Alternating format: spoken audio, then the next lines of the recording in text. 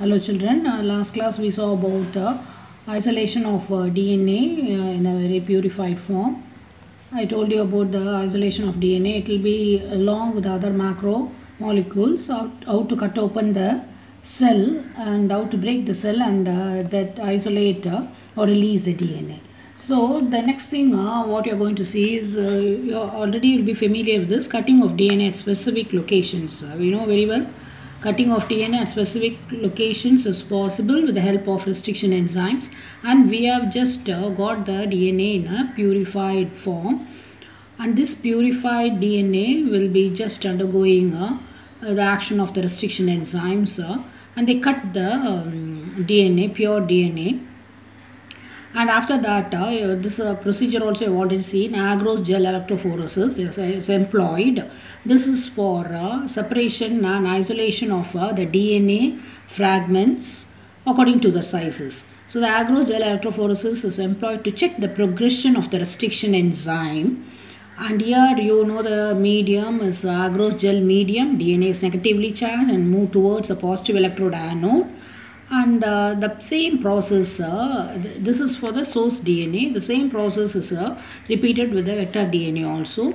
And after having cut the source DNA as well as the vector DNA with the restriction enzymes, the gene of interest from the source DNA and the cut vector with space or mixed and joined and ligase is added.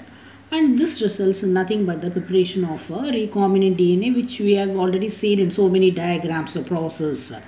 The same thing only, okay. But after just purifying the DNA, it will undergo the restriction endonuclease act upon that. So this results in the preparation of recombinant DNA. Today, what's the main thing is, what you're going to see today is amplification of gene of interest using PCR method. This PCR method is nothing but a polymerase chain reaction. See, what is a specialty is amplifying. We are going to take multiple copies of gene of interest, or we are going to take multiple copies of the desired gene, more number, like 1 billion copies. It's amplified. The desired gene is amplified to 1 billion copies by using PCR method, which is known as a polymerase chain reaction. It is synthesized in vitro in the lab under suitable conditions, sterile conditions, in vitro in the lab. Okay, what are the requirements? What are the steps involved in this polymerase chain reaction? This to take multiple copies of a desired gene or the gene of interest. Okay, so that is what we are going to see. And this requires the polymerase chain reaction. It requires 3 steps. That is, first one is denaturation, second one is annealing, third one is extension. See, this denaturation is done with the help of the enzyme DNA polymerase. DNA polymerase enzyme. Why this enzyme is? It is stable at high temperature. Okay, it is stable or active at high temperature and induces denaturation of the double stranded DNA, so that the double stranded DNA unwinds and becomes 2 single stranded DNA. The second one is annealing. That is done with a set of 2 set of primers, which extends the desired DNA. And then extension, then multiple copies of the desired gene of interest or the desired DNA. That is what extension. So all the 3 steps involved in polymerase chain reaction, and DNA polymerase along with the 2 set of primers enhances this process. So this polymerase chain reaction, it requires DNA polymerase plus 2 set of primers. That is what we are going to see. Okay, here that is what I said. You can see the double stranded DNA. This region, desired DNA region, to be amplified. Okay, amplified. That is approximately billion times. That is 1 billion copies. This is the region to be amplified. We are just DNA polymerase we are using because it is stable at high temperature. It induces a denature of the double stranded DNA, so that the double strand unwinds. So you can see separates into 2 single strand. Okay, 2 single strand. This is the first step. Okay, then the second one, we are adding the primers. Okay, 2 set of primers. Actually in your book it's given now, they are chemically synthesized oligonucleotides. They are nothing but DNA primer only. The primers are made up of, they are short pieces of single stranded DNA. You can see them, very short pieces. Actually they are made up of 2 deoxynucleotides. You know very well, DNA, long polynucleotide chain. They are nothing but they are made up of only 2 deoxynucleotides. They are short pieces of single stranded DNA, and they are temperature stable. They initiate replication and provides a starting point for DNA synthesis and amplifies the desired DNA along with polymerase enzyme into 1 billion copies, more copies. So that is the role played by. And how does it work? Okay, see, they flank the target region. Flank in the sense, in this the strand 5 dash 3 dash and 3 dash 5 dash, this is the upstream and this is the downstream.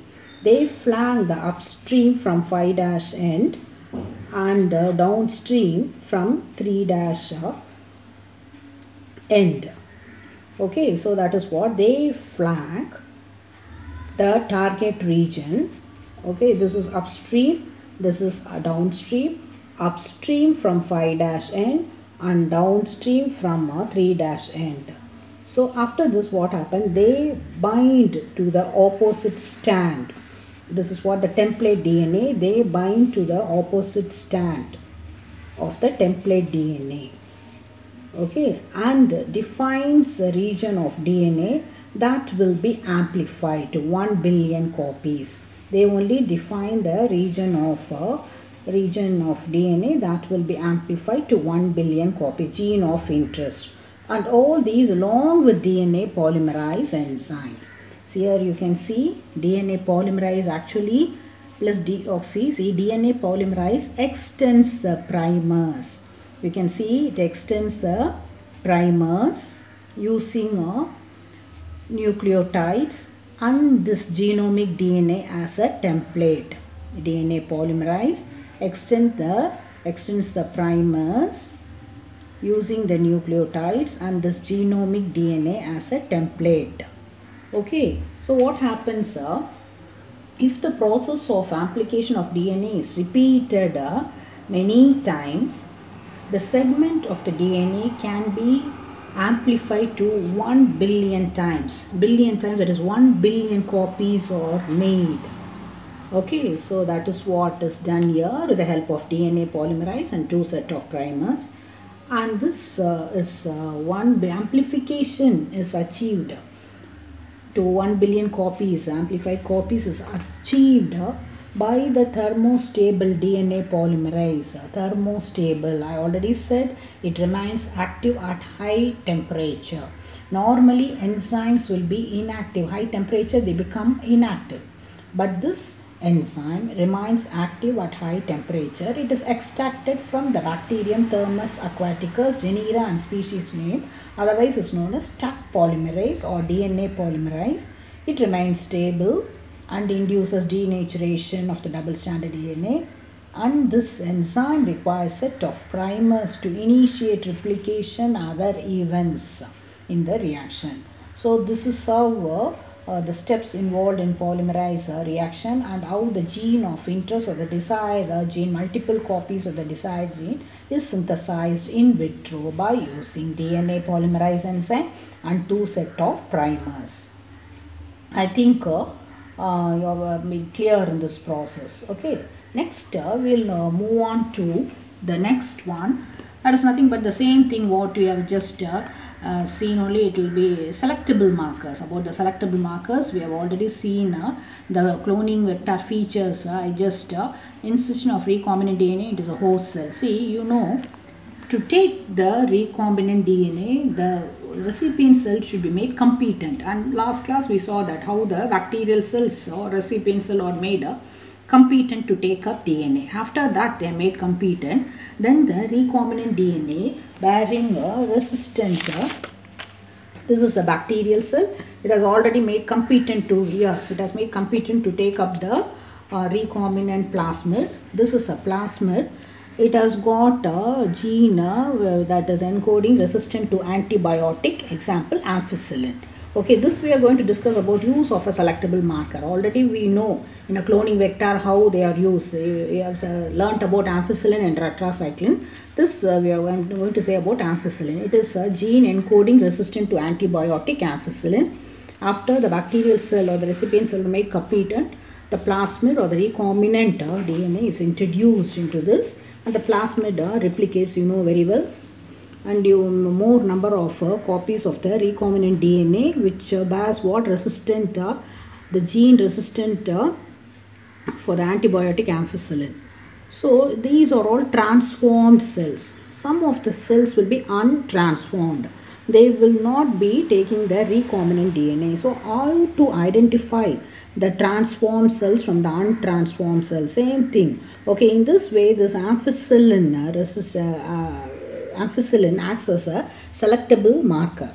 Okay, how to identify the transformed cells from untransformed cells? What you have to do, transfer the cell mixture on a medium, petri dish. Already I have shown you the picture, that medium containing ampicillin. Okay, cell mixture containing ampicillin. Those who have taken, that is transformed cell, those who have taken the recombinant DNA will grow in the ampicillin medium because it is resistant against this antibiotic, so they grow. And the untransformed cell which have not taken the recombinant plasmid or the recombinant DNA will die. They cannot grow in the ampicillin medium. So in this case, this ampicillin acts as a selectable marker. Okay, so that is what today's thing. And the next class we'll see about the recombinant protein, that is a recombinant product.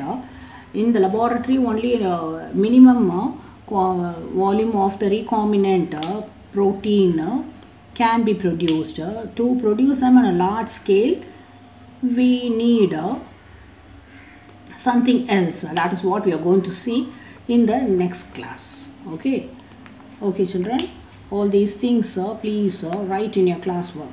Okay, thank you children, have a great day.